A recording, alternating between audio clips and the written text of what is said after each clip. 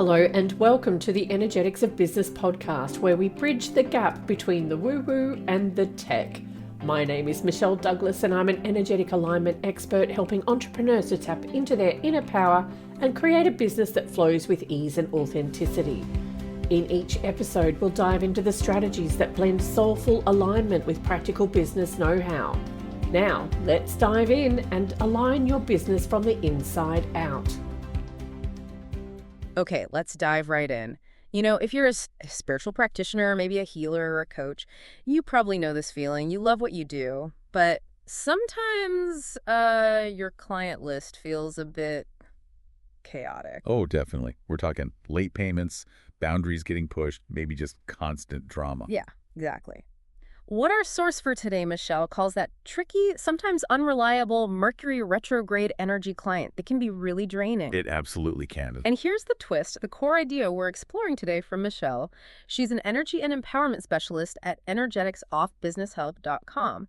Her whole premise is kind of surprising, isn't it? It really is. She suggests these, let's call them flaky clients. They aren't just bad luck. They're a mirror. Exactly. A mirror reflecting what you're energetically tolerating. It's part of her Energetics of Business series. Wow. Okay. And just to be clear, this isn't about blame. It's about understanding the energy dynamics. So our goal here is to unpack why this happens and how shifting your energy can attract those, dream clients. Instead of the discount divas, as Michelle puts it. Precisely.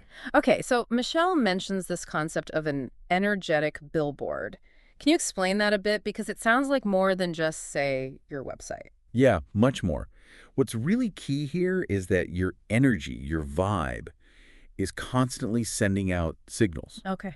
So if that signal implicitly says, oh, I'll probably undercharge, or I'll bend my boundaries, or I can handle a bit of chaos. You're basically sending out an invitation. You got it. An energetic invitation for people who might be looking for a bargain or aren't quite ready to fully commit or just don't value things in the same way. Ah, so it's less about the service description and more about the energetic frequency you're operating from. That's it, exactly. And the flip side is showing up with what Michelle terms high-value energy. Which means? It means genuinely trusting your offer, holding your boundaries firmly but kindly, and really owning your worth. It's about your presence. Clients feel that frequency.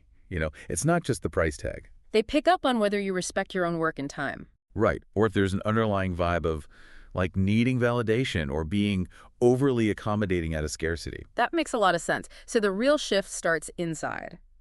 And Michelle has some really powerful ways to reframe this, doesn't she? She does. And I think this is where it gets really practical.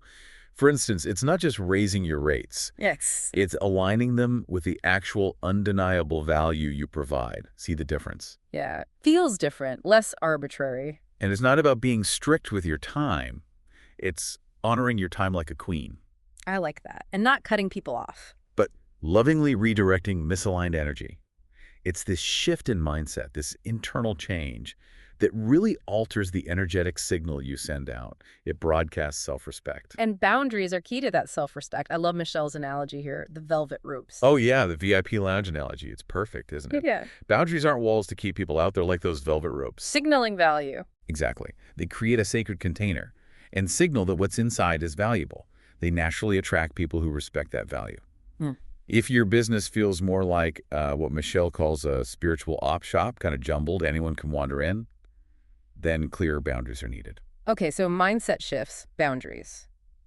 What about concrete actions? What does Michelle suggest practitioners actually do? Well, it flows from that core idea.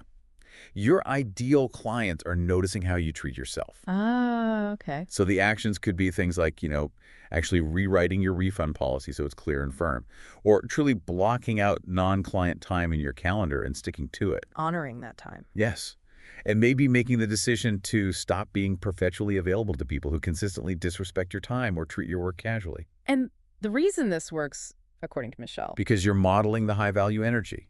You're demonstrating how you expect to be treated, energetically. It's walking the talk. Got it. So if you're listening and thinking, yes, I want to shift this energy, I want those dream clients, Michelle does offer something specific for this, right? Yes. Her program, the Aligned Business Breakthrough, it's designed specifically for spiritual practitioners, healers, coaches facing this exact challenge. And its purpose. As Michelle describes it, it's all about helping you shift that energy, elevate your standards, really step into and embody that high-value frequency. It involves clearing energetic clutter, upgrading your inner architecture, your beliefs about worth and business, and creating a client experience that feels aligned with your truth and supports your desired prices. And her final thought on this is pretty direct. Yeah.